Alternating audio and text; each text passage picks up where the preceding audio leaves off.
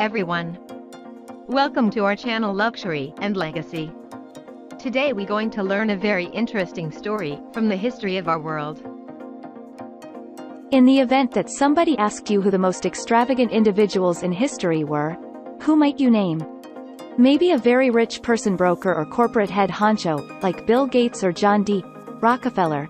Clearly, in our advanced world, where innovation empowers the creation and solidification of genuinely unimaginable abundance, we are living among the most extravagant people ever.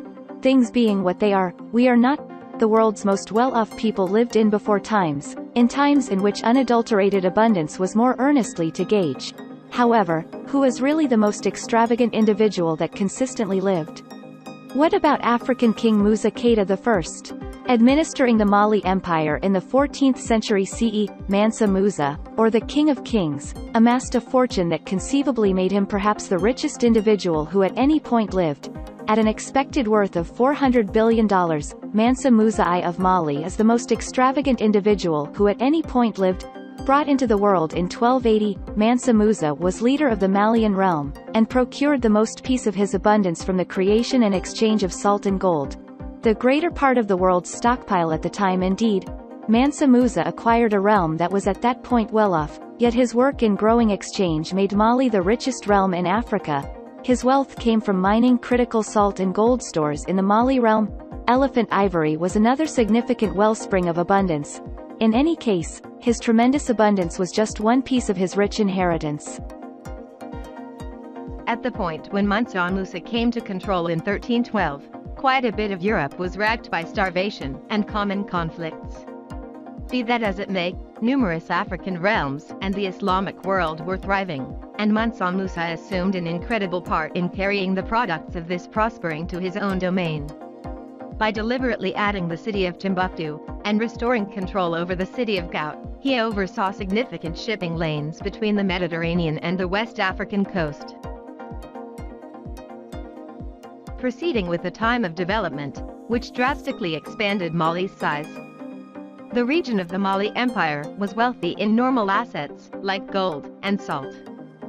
The world previously saw the degree of Mansa Musa's abundance in 1324 when he took his journey to Mecca. Not one to go on a tight spending plan, he brought a procession extending, as should have been obvious. Recorders depict a company of a huge number of officers, regular folks, and slaves, 500 envoys bearing gold staffs and wearing fine silks, and numerous camels and ponies bearing a plenitude of gold bars. Vaulting in urban communities, for example, Cairo, Mansa Musa is said to have spent enormous amounts of gold, providing for poor people, purchasing gifts, and in any event, having mosques worked en route. Truth be told, his spending might have destabilized the provincial economy, causing mass expansion. This excursion supposedly assumed control longer than a year, and when Mansa Musa returned, stories of his astounding abundance had spread to the ports of the Mediterranean. Mali and its lord were raised to approach amazing status, solidified by their consideration on the 1375 Catalan Atlas. Perhaps the main world guides of medieval Europe, it portrayed the king holding a staff and a sparkling gold chunk. Mansa Musa had in a real sense set his domain and himself up for life. However, material wealth weren't the lord's just concern. As a passionate Muslim, he took a specific premium in Timbuktu, effectively a focal point of religion and learning preceding its addition. After getting back from his journey, he had the incomparable Jingarabur Mosque worked there with the assistance of an Andalusian modeler. He additionally settled a significant college, further raising the city's standing. Under Mansa Musa, the empire became urbanized, with schools and mosques in many thickly populated towns. The ruler's rich inheritance persevered for ages, and right up till today, there are catacombs, libraries, and mosques that remain as a demonstration of this brilliant age. Age of Mali's set of experiences. Closed by his legacy, Musa's resources are assessed to merit an unfathomable sum, and in spite of the fact that antiquarians and market analysts have adjusted said worth to around $400 billion, As per Time magazine, it's basically impossible to put a precise number on his abundance. Indeed, some accept that Mansa Musa's inconceivable fortune might have been marginally overstated by his counterparts, and that the Rothschild family, the best financial family ever.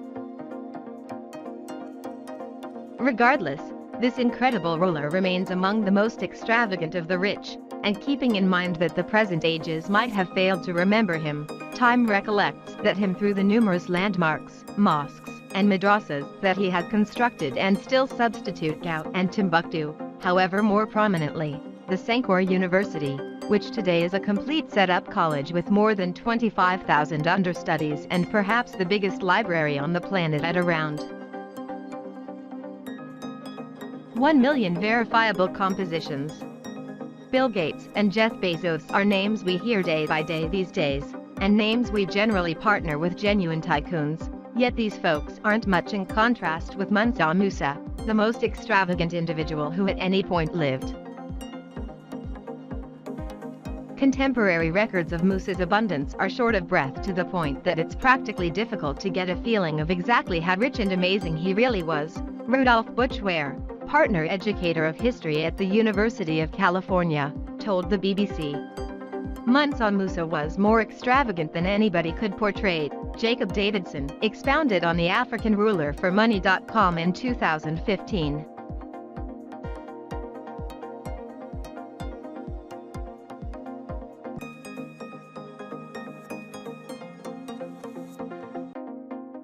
Thanks to all for being with Luxury and Legacy. Hope you enjoyed the video. If you enjoyed it, please like our video. Click on the subscribe button for watching more videos like that. You can visit our blog www.lifelegacy7.com.